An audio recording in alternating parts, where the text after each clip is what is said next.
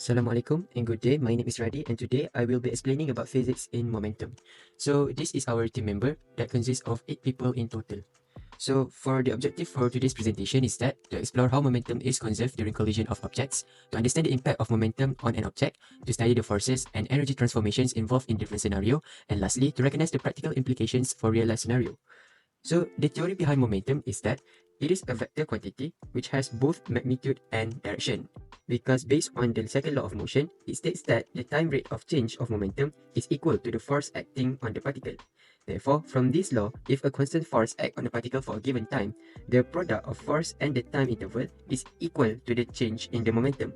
Conversely, the momentum of a particle is measure of the time required for a constant force to bring it to rest.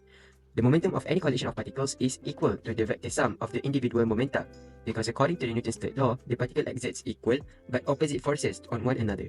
So any change in the momentum of one particle is exactly balanced by an equal and opposite change in the momentum for another particle. Thus, in the absence of a net external force acting on a collision of particle, the total momentum never changes. This is the meaning of the law of conservation of momentum.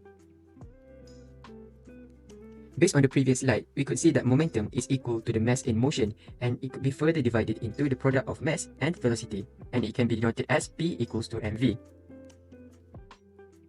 For the comparison, there are three cases involved in momentum. The first one is elastic collision, second one is inelastic collision, and lastly, the explosion. For elastic collision, kinetic energy is conserved, while for inelastic collision, kinetic energy is not conserved.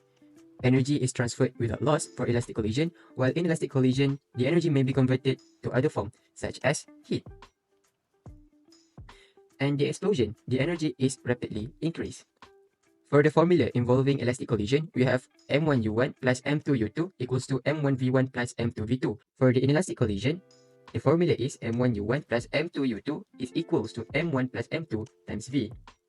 This is because the final speed of inelastic collision, when we have to deal with these kind of cases, it is because the object sticks together, therefore their velocity is the same.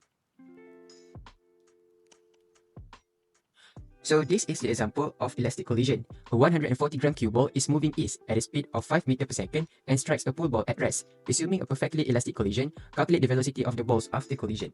So we could see that a 140-gram cue ball is moving east at a speed of 5 meters per second and strikes a pool ball at rest.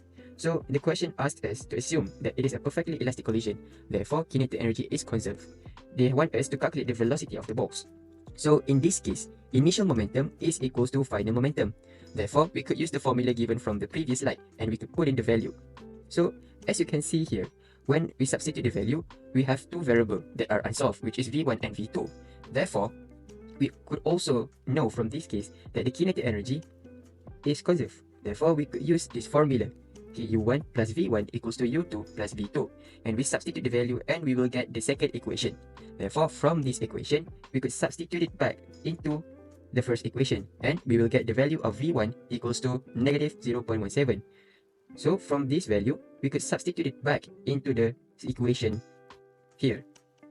So we will get the final value of v2 equals to 4.83 meters per second. Next is the example of inelastic collision. A 1,250 kilogram car is moving at a speed of 5 meters per second is struck by a 2,800 kilogram truck from behind with a speed of 7.8 meters per second. Assuming inelastic collision, find their velocity immediately after colliding and change in kinetic energy. So in this case, for inelastic collision, v1 is equals to v2. This is because the lorry, the truck, and the car sticks together after the collision.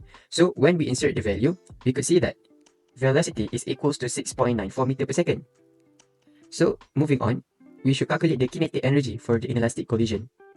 As previously mentioned, kinetic energy for inelastic collision is not the same because the energy could be transformed into another thing. The change in kinetic energy is equals to negative 3,269.71 joule. Lastly, here are example of explosion. A 3,000 kilogram rocket in space releases 100 kilogram of gases with 100 meters per second when the fuel is burned. Calculate the velocity of the rocket after the explosion and the change in kinetic energy. So first of all, for this question, the initial momentum is equals to 0. Therefore, we could use the formula given before, which is m1v1 plus m2v2 equals to 0. So when we substitute the value, we will get that v1 is equals to 3.33 meters per second. Next, the change in the kinetic energy is equals to the final kinetic energy plus the initial kinetic energy.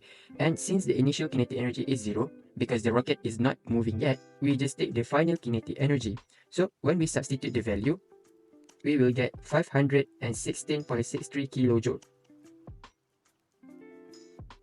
So that is all. The conclusion for this presentation is that the objective provide a structured exploration of momentum, collision, forces, and energy transformations in physics. And lastly, engaging with this concept enhances both theoretical knowledge and appreciation for momentum's influence in our physical world.